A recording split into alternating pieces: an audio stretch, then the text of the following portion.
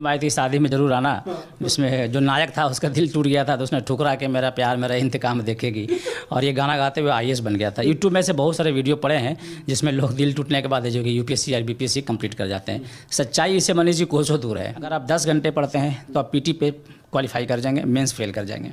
अगर आप 12 घंटे पढ़ते हैं तो पीटी क्वालिफाई कर जाएंगे, मेंस क्वालिफाई कर जाएंगे, और फाइनल में लिस्ट में जगह नहीं बना पाएंगे। यानी कि 12 घंटे एंड किसी में जब फाइनल सिलेक्शन नहीं हुआ तो मेरे मन में एक विचार आया कि ठीक है, तिरुचिरापल्ली में आईपीएस बनने से बढ़िया है कि मैं बिहार में डीएसपी बनूं। क्या दिल टूटना जरूरी है यूपीएससी बीपीएससी और दूसरे बड़े एग्जाम को क्वालिफाई करने के लिए? मैं 18 बार ज़िंदगी में फेल हुआ हूँ मनीष जी। तो आज ये जो चमकते सितारे पे जो आप जा रहे हैं मेरे, और आप जो बड़ा एकदम प्राउडली मुझे बता रहे हैं कि मैं सफल हूँ, तो मेरी सफलता के पीछे असफलता की एक लंबी कहानी है। ईमानदारी की कौन सी बात? कोई भाषा नहीं। कर्तव्यनिष्ठता की? कोई भाषा नहीं। कठिन मेहनत की? कोई भाषा नहीं। परिश्रम की? कोई भाषा नहीं। नैतिकता की? कोई भाषा नहीं। सच्चाई की? कोई भाषा नहीं। फिर भाषा का समस्या कहाँ है? और 18 इंटरव्यू के किसी इंटरव्यू में मुझसे घटिया और वाहियात सवाल नहीं पूछे गए। ये यूट्यूब के पैदाइश सवाल हैं। वो लोग हैं जो रातों को जागते हैं ताकि आप सुबह तक सो सकें 9 बजे तक। हम वो लोग हैं जो भीड़ में खड़े होकर आपको रास्ता दिखाते हैं। इवन कि बरसात में भी हमारे ट्रैफिक पुलिस के जवान देखते होंगे, हम सड़कों पे रहते हैं, धूप में सड़कों पे रहते हैं, हम त्यौहार नहीं मनाते हैं, हम पर्व नहीं मनाते हैं, फिर भी आप लोग हमें जी भर के कोसते हैं। एक छोटी सी वीडियो हमारी लीक करके हमारे किसी पुलिस फोर्स का, और आप हमें तरह तरह का आरोप लगाते हैं। बिहार बीपीएससी के इंटरव्यू में टॉपर और कंधे पे 3 स्टार लगाए एक अधिकारी आज हमें मिल गए हैं। वो पटना में पटेल भवन में जो पुलिस मुख्यालय है वहाँ पे ट्रेनिंग के लिए आए थे, और आज हम उनसे बात करेंगे कि बीपीएससी के बच्चे तथा यूपीएससी के बच्चे, स्टेट पब्लिक सर्विस कमीशन की तैयारी करने वाले बच्चे किस प्रकार से तैयारी करें। हमारे साथ कोई और नहीं, पंकज कुमार हैं। सबसे पहले सर, सच तक न्यूज़ में आपका स्वागत है। धन्यवाद मनीष जी। पहला सवाल मैं आपसे पूछने जा रहा हूं कि कौन से बच्चे जो है यूपीएससी और बीपीएससी की तैयारी करें? किसको अप्लाई करना चाहिए, इसका जवाब सिर्फ और सिर्फ मैं एक ही दूंगा, जिसको रात दिन मेहनत करने की क्षमता है, जिसको खुद के ऊपर विश्वास है, जो खुद को संघर्षों की आग में झोंक देने की क्षमता और इच्छा और मजबूत इरादा रखते हैं। स्वागत है उनका स्टेट पीसीएस की तैयारी में। स्वागत है उनका स्टेट पीसीएस की तैयारी में, जो अपने आप को मेहनत के आग में, मेहनत की भट्ठी में झोंकने के लिए तैयार हैं। उसके बाद से एक और सवाल बनता है कि आखिर जो है बच्चे कब से तैयारी करें? 5वां क्लास से, 8वां क्लास से, 10वां 12वीं क्लास से, या ग्रेजुएशन से? नहीं, पहले तो ये आप जितने इंटरव्यू आपने देखा होगा, मुझे क्षमा कीजिएगा आप लोग कि मैं 10th इंटरव्यू के आप टॉपर रहे हैं। कई लड़के ऐसे होते हैं जो सेलेक्ट होने के बाद ना वो चीज़ों को बड़ा हाइप कर देते हैं, बड़ा बढ़ा चढ़ा के बोल देते हैं कि मैं 10th क्लास से हिंदू पढ़ता था, मैं 12वीं क्लास से बजट पढ़ता था। ऐसा कुछ है नहीं।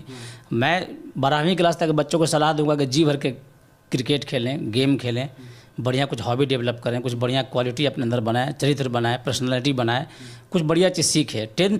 12th क्लास तक आप पढ़ें, जो सिलेबस है उसकी तैयारी ना करें किसी चीज़ की। हाँ, 12th के बाद आपको डिसाइड करना है कि क्या करना है क्या नहीं करना है। अगर 12th के बाद आपने ये प्लान कर लिया कि मुझे सिविल सर्जन में करियर बनाना है, तो जाहिर सी बात है आप लोगों से एज ले लेंगे। लेकिन वैसे लोगों के लिए जो ग्रेजुएशन करने के बाद जिनकी आंखें खुली है, तो डरने की आवश्यकता नहीं है। अगर आपने ग्रेजुएशन के बाद भी तैयारी करने का फैसला किया है तो आप निश्चिंत रहें, कोई बहुत ज़्यादा समय आपका गैप नहीं हुआ है। मैंने खुद ही ग्रेजुएशन करने के 3 साल बाद तैयारी शुरू की।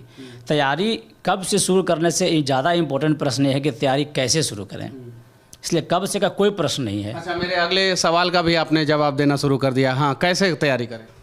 तैयारी करने का एक ही है थ्योरी। मैं जैसे कभी कभी जब विद्यार्थियों से मिलता हूँ, और जब भी मैं बेतिया में बैठा होता हूँ तो लोग मुझसे मिलने के लिए आते हैं, तो मैं सीधे सीधे उनको एक ही चीज़ बताता हूँ कि भाई आपको 6 घंटे मेंस लिखने पड़ेंगे। दोनों उंगलियों के बीच में दरारें पड़ जाएगी और आपके हाथ आपके दर्द करने लगेंगे। तो 6 घंटा मेंस लिखने के लिए आपके पास इतना भी समय नहीं है कि आप वॉशरूम जाके आ सकें। वॉशरूम जाना भी अफोर्ड नहीं कर पाएंगे आप। एक बार वॉशरूम गए तो आपका एक पन्ना तो आपका मिस हो गया।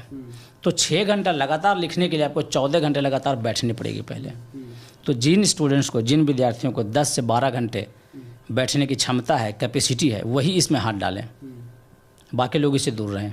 बाकी लोग इनसे दूर रहें। अच्छा, ऐसा भी कहा जाता है कि जिसका दिल टूट जाता है वो बीपीएससी यूपीएससी क्रैक कर जाता है, तो शायद से आपका भी दिल कहीं कॉलेज लाइफ में टूटा होगा। हैंडसम हैं देखने में, बॉडी भी सही है, पर्सनालिटी भी सही है, तो इसकी क्या सच्चाई है? पंकज सर मुस्कुरा रहे हैं, शायद कुछ तो राज है। देखिए ऐसा है कि ये एक फिल्म आई थी शादी में ज़रूर आना, जिसमें जो नायक था उसका दिल टूट गया था तो उसने ठुकरा के मेरा प्यार मेरा इंतकाम देखेगी, और ये गाना गाते हुए IAS बन गया था। यूट्यूब में से बहुत सारे वीडियो पड़े हैं जिसमें लोग दिल टूटने के बाद जो कि UPSC या BPSC कंप्लीट कर जाते हैं। सच्चाई इससे मनीष जी कोसों दूर है। हाँ, हो सकता है ऐसे 1% केसेस होगा जिसमें किसी व्यक्ति का दिल टूटा हो और उसने स्टेट PCS या UPSC क्वालिफाई किया हो। बाकी जो 99% वो लोग हैं जिनका दिल टूटने के बाद वो मौला बन गए हैं। उन्होंने अपनी दाढ़ियाँ बढ़ा ली है, वो शराब का सेवन करने लगे, सिगरेट का सेवन करने लगे। ये बेकार और वाहियात और निहायत ही घटिया बातें हैं। मतलब मैं सीधे से दिखा दूं कि आपको स्टेट PCS में UPSC में सेलेक्ट होने के लिए दिल टूटने की कोई आवश्यकता नहीं है, कोई ये कंडीशन या शर्त नहीं है।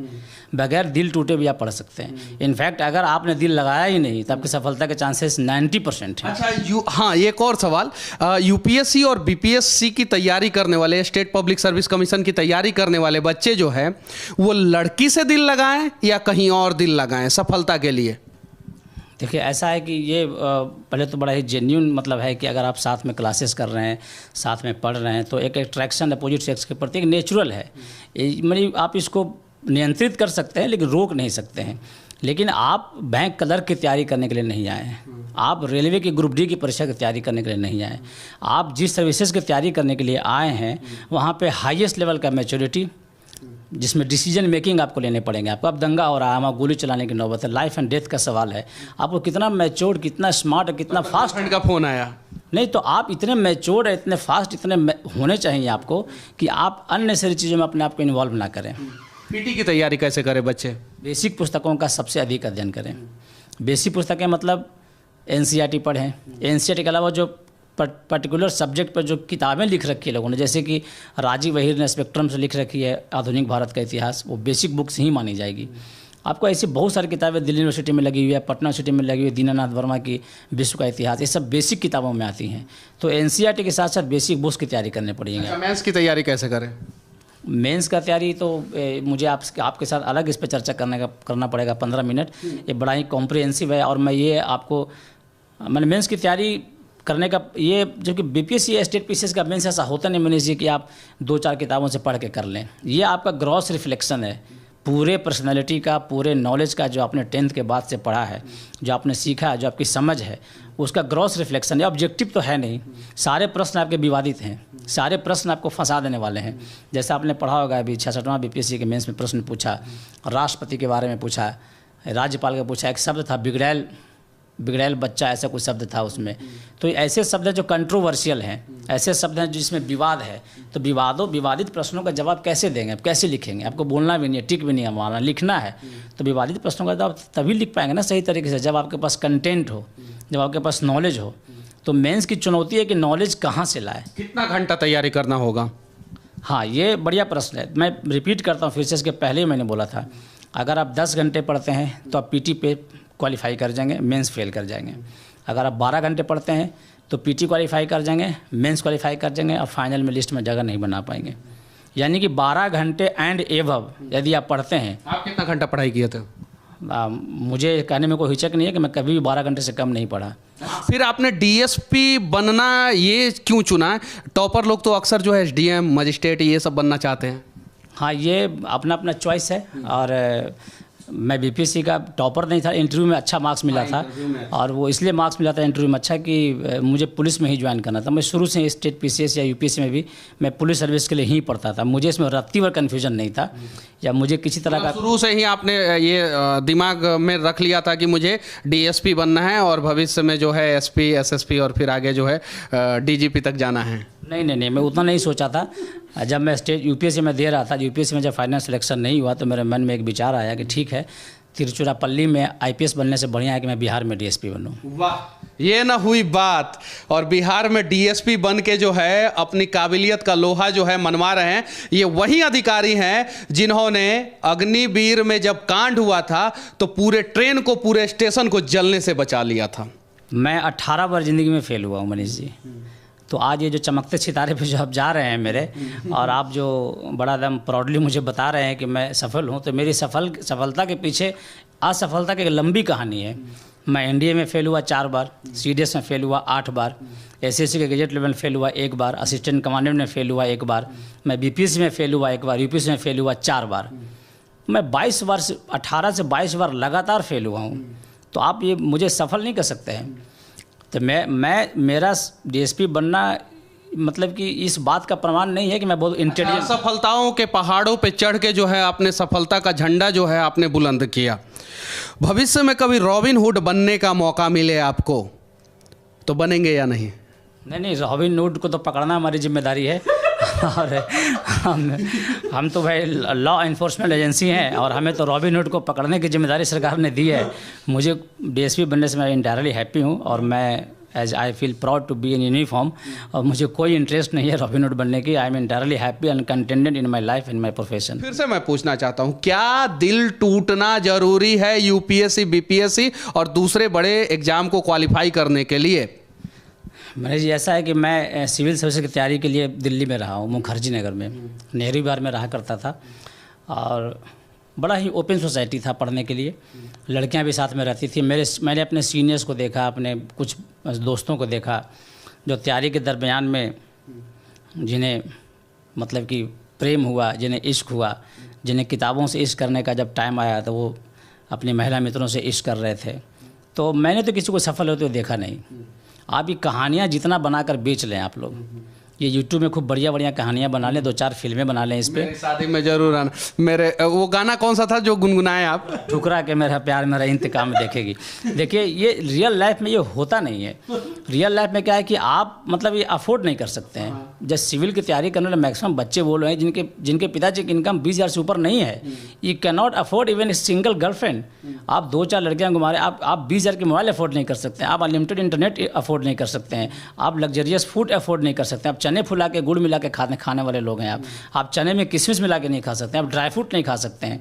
तो आप गर्लफ्रेंड कैसे अफोर्ड कर लेंगे? आप वो गर्लफ्रेंड का अफोर्ड करने के लिए जो पैसे हैं वो कहाँ से कटेंगे? आपके किताबों से कटेंगे, आपकी फ़ोटो स्टेट की किताबों से कटेंगे। आप मटेरियल नहीं खरीदेंगे, किताबें नहीं खरीदेंगे, वो अपनी महिला मित्रों पे खर्च करेंगे। और आप एक दिन वहाँ से वापस आएंगे और उसके बाद ये जो गाना ना ठुकरा के मेरा प्यार मेरा इंतकाम देखेगी, वो बजा नहीं पाएंगे दोबारा ज़िंदगी में। आप बिहार के ज़्यादातर बच्चे जो है बिहार बोर्ड से पास होके आते हैं, तो वो कौन सा सब्जेक्ट, कौन सा लैंग्वेज का चुनाव करके जो है आगे बढ़ सकते हैं?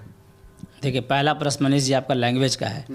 तो लैंग्वेज पे बहुत सारे स्टूडेंट्स कंफ्यूज रहते हैं। कई लोगों को मानना है कि अंग्रेजी मीडियम से थोड़ा लीड मिलता है, ये सच भी है। मैं हिंदी मीडियम से इसलिए मैं नहीं कह रहा हूँ, जो अंग्रेजी मीडियम से वो भी जानते हैं कि अंग्रेजी मीडियम से थोड़ा सा लीड उनको मिलता है, लेकिन हिंदी मीडियम वाले निराश ना हो। इसका जवाब मैं टेक्निकल नहीं, कुछ और बड़ा एक कहानी सुना के बताता हूँ आपको। बहादुरी की कौन सी भाषा है, मुझे पहले ये बताएं आप। बहादुर की भाषा तो सर, बहादुरी की कौन सी भाषा है? कोई भाषा नहीं। दारी की कौन सी भाषा? कोई भाषा नहीं। कर्तव्यनिष्ठता की? कोई भाषा नहीं। कठिन मेहनत की? कोई भाषा नहीं। परिश्रम की? कोई भाषा नहीं। नैतिकता की? कोई भाषा नहीं। सच्चाई की? कोई भाषा नहीं। फिर भाषा का समस्या कहाँ है? क्यों कन्फ्यूजन है लोगों को कि मैं किस भाषा में लिखूँ? आपके चरित्र की, आपके बहादुरी की, आपकी ईमानदारी की, सत्यनिष्ठा की और आपके काम करने की क्षमता की, आपके मेहनत की, आपके परिश्रम की, जब कोई भाषा नहीं है तो भाषा से डरते क्यों हैं आप? कौन सा सब्जेक्ट की चुने बिहार बोर्ड से आने वाले बच्चे? हाँ देखिए, सब्जेक्ट का चुनाव ये भी बड़ा मतलब कि टेक्निकल है। कई बार तो मैं ऐसे लोगों को देखा हूँ जो सीनियर स्टूडेंट्स हैं, जिन्होंने 3-4 साल तैयारी में लगा दी हैं, उनको भी इस बात का कहीं ना कहीं मलाल रहता है कि कहीं सब्जेक्ट गलत तो नहीं चुन लिया। पहले मैं क्लियर कर दूँ कि कोई भी सब्जेक्ट अच्छा या बुरा नहीं होता है। सब्जेक्ट को पढ़ने वाले लोग अच्छे या बुरे होते हैं।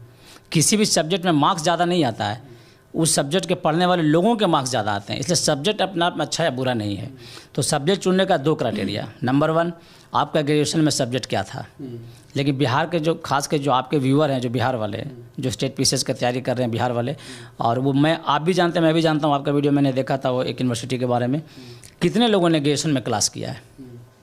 इन्होंने डिग्री तो ली है लेकिन नॉलेज नहीं ली है। इसलिए इन पर पहला क्राइटेरिया फिट नहीं होता है कि जो ग्रेजुएशन में सब्जेक्ट है वही आप मेंस में ले लो ऑप्शनल के लिए।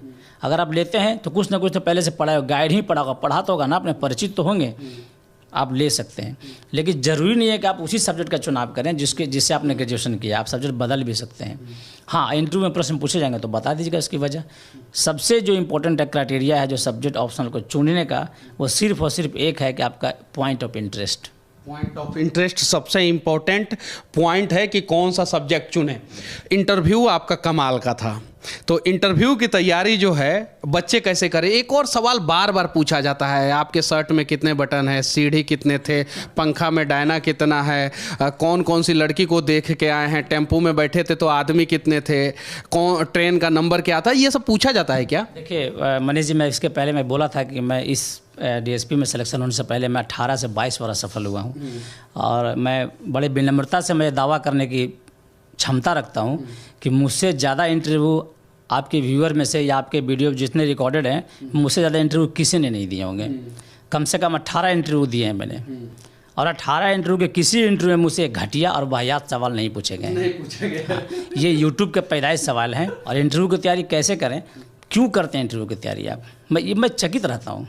इंटरव्यू की तैयारी आप करते क्यों है? क्या इंटरव्यू आपके 15 मिनट के इंटरव्यू सिर्फ 15 दिन की तैयारी में आप तैयार कर लेंगे?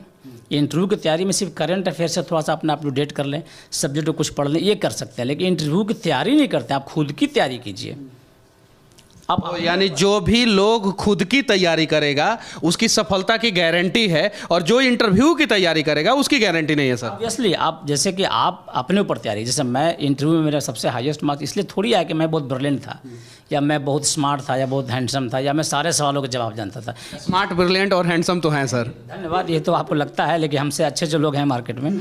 मेरा इंटरव्यू में इतना मार्क्स सिर्फ और सिर्फ इसलिए आया कि मेरे में कन्फ्यूजन नहीं था, मुझे क्या बनना है, क्या करना है। मैं डीएसपी पहला ऑप्शन था और एसडीएम मेरा 5वां ऑप्शन था। तो मैं इस बात को कन्विंस करने में सफल हो गया अपने बोर्ड को कि मुझे यूनिफॉर्म की नौकरी चाहिए। तो इंटरव्यू में आपको क्लियर आइडिया होना चाहिए, नॉलेज के साथ रिप्रेजेंटेशन होना चाहिए। अच्छा, जब आपका रिजल्ट आ गया तो उसके बाद से पहली बार आप ये बात किसको बताएं कि मैं पास हो गया हूँ? पहली बात पापा को फ़ोन किया था। तो पापा का क्या रिएक्शन था? पापा को तो चूँकि मनीष जी बड़ा मिडिल क्लास फैमिली से बिलोंग करता हूँ, सरकारी स्कूल में पढ़ा हुआ विद्यार्थी हूँ, तो मेरे जैसे गांव के रहने वाले लड़के के लिए अगर मैं क्लर्क भी बन जाता ना तो my father would be A proud person. मेरी माँ की इच्छा थी कि मैं टीटी बनूँ। तो इसमें पापा को, मेरे पिताजी को बहुत मुश्किल से यकीन हुआ कि इतनी बड़ी सफलता मेरे हाथ लगी है। मुश्किल से यकीन हुआ। अच्छा, ये एक सवाल सर, और बहुत सारे लोग चाहते हैं कि हम IAS बने और बीपीएससी तैयारी करने वाले, क्वालिफाई करने वाले लोग जो है SDM बने। वर्दी क्यों चाहिए था पंकज कुमार को? मनीष जी, वही सवाल था जो मुझसे इंटरव्यू में पूछा गया था, और मैं आपको जान को बड़ा आश्चर्य होगा, खुशी भी होगी आपके व्यूअर को, खास कर जो पुलिस सर्विस ज्वाइन करना चाहते हैं, इस इंटरव्यू को जरूर देखेंगे। मुझसे प्रश्न पूछा गया था, मेरे इंटरव्यू में एक भी प्रश्न GS का ऑप्शनल का नहीं पूछा गया था, क्योंकि मैंने पहला ऑप्शन दिया था DSP, दूसरा DSP विजिलेंस, तीसरा डिस्ट्रिक्ट कमांड एंड होमगार्ड, चौथा जेल सुपरिटेंडेंट और 5वां था मेरा SDM। तो इंटरव्यू बड़ा शौक था कि भाई ऐसा उठपटांग ऑप्शन कौन देता है जेल सुपरिटेंडेंट SDM से ऊपर में। मैं इंटरव्यू ऐसा नहीं कि मैंने कोई नशे में था, मैं जानता था कि ये जो मैं कर रहा हूँ उसका परिणाम बड़ा भयानक होगा। या तो मैं सेलेक्ट होऊंगा तो DSP बनूंगा, नहीं तो मैं सीधे रिजेक्ट होऊंगा। लेकिन मैंने रिस्क लिया। रिस्क क्या लेना, मैं ऐसा हूँ ही, मेरे ज़िंदगी में मैं कन्फ्यूजन मुझे नहीं होती है। अब वर्दी क्यों चाहिए? वर्दी इसलिए चाहिए मनीष जी कि ये जो यूनिफॉर्म जो देख रहे हैं ना हमें, जब मतलब कि ये एक सेंस ऑफ रिस्पॉन्सिबिलिटी तो है ही, ये पहनने के बाद ये एक जिम्मेदारी है और एक आपको मतलब फील कराता है कि आप इस समाज के वो हिस्से हैं जो ये इंश्योर करेंगे कि समाज व्यवस्थित रूप से चलती रहे। हम वो लोग हैं जो रातों को जागते हैं ताकि आप सुबह तक सो सकें 9 बजे तक। हम वो लोग हैं जो भीड़ में खड़े होकर आपको रास्ता दिखाते हैं। इवन कि बरसात में भी हमारे ट्रैफिक पुलिस के जवान देखते होंगे, हम सड़कों पे रहते हैं, धूप में सड़कों पे रहते हैं, हम त्यौहार नहीं मनाते हैं, हम पर्व नहीं मनाते हैं, फिर भी आप लोग हमें जी भर के कोसते हैं। एक छोटी सी वीडियो हमारे लीक करके हमारे किसी पुलिस फोर्स का, और आप हमें तरह तरह के आरोप लगाते हैं। हमें बुरा लगता है, लेकिन फिर भी हम इस बात को प्राउड फील करते हैं हम अपने पूरे पुलिस फोर्स और अपने ऊपर, और हम ये मानते हैं, हम ये स्वीकार करते हैं। और मैं चुनौती के साथ ये कहता हूँ कि मेरे बगैर आप एक कदम चल नहीं पाएंगे। तो वर्दी में चुनने का सबसे पहला जो ऑप्शन ये था कि मुझे वर्दी पसंद है, मुझे ये सितारे पसंद है, मुझे टैग कैप पसंद है, मेरे जो टोपी पे लगा हुआ जो भारत का जो निशान है, एम्बेलम, मुझे ये पसंद है। मुझे बताता है कि जब तक हम हैं तब तक आप सुरक्षित हैं। ये सुरक्षा का एहसास है मेरे परिवार के लिए, मेरे दोस्तों के लिए, और मैं जहाँ हूँ वहाँ के जनता के लिए। और मुझे इस बात का रत्ती भर मुझे अफसोस नहीं है कि मैंने ये वर्दी क्यों चुना, या मैं DSP क्यों बना, मैं SDM बन सकता था। मैं रिपीट कर दूँ, 60 से 62 में मैं इंटरव्यू के लिए मेरा कॉल आया था। मैं चाहता तो मैं दोबारा इंटरव्यू देकर एसडीएम बन सकता था, लेकिन तब उस विश्वास को तोड़ना होता जो इंटरव्यू बोर्ड में मुझ पर दिखाया था कि भाई डीएसपी के लिए मुझे ऐसा ही कैंडिडेट चाहिए। और मैं बड़ा ही खुश हूँ, मुझे अपने इस फैसले पे हमेशा गर्व रहेगा। और जो आपके व्यूअर हैं, मैं उन्हें बता दूं कि स्टेट पीसीएस मतलब डीएसपी, नथिंग एल्स। आप जितना चिल्ला लीजिए, जितनी कहानियाँ बना लीजिए, स्टेट पीसीएस मतलब सिर्फ DY, deputy superintendent of police, सिर्फ और सिर्फ डिप्टी सुपरिटेंडेंट ऑफ पुलिस। जहाँ हम हैं वही सब है, जहाँ हम हैं वही सब है। और ये रातों को इसलिए जगते हैं ताकि हम लोग सुबह तक सो सके। वर्दी इसीलिए सर को पसंद है। हालांकि ये बात सत्य है और उसमें हमारे जैसे मीडिया वाले भी शामिल है कि पुलिस अगर कुछ गलती करती है तो हम वीडियो को वायरल करते हैं, लेकिन हम लोग ये भी प्रयास करते हैं कि पुलिस की छवि कैसे अच्छा किया जाए।